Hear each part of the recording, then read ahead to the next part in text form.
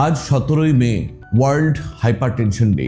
আমরা সকলেই জানি যে হাইপারটেনশন অর্থাৎ উচ্চ রক্তচাপ এক নীরব ঘাতক।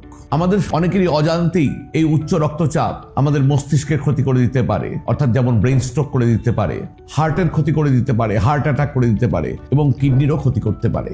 অনেকে বুঝতেই পারেন না যে তার প্রেশার বেশি আছে। তাই বলবো, আজ ওয়ার্ল্ড হাইপারটেনশন ডে 17ই মে আপনি এবং আপনার পরিবারের সকলের ব্লাড প্রেশার চেক করুন এবং আমাদের ঘাতক স্ট্রোক, ব্রেন স্ট্রোক বা হার্ট অ্যাটাক থেকে নিজেদেরকে এবং নিজেদের ফ্যামিলিকে মুক্ত করুন।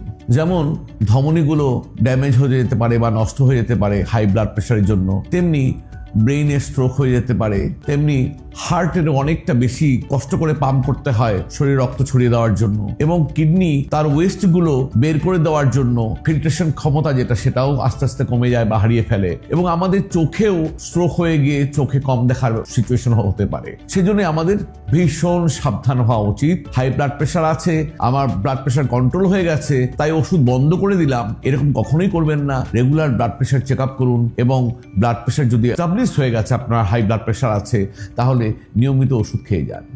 ধন্যবাদ।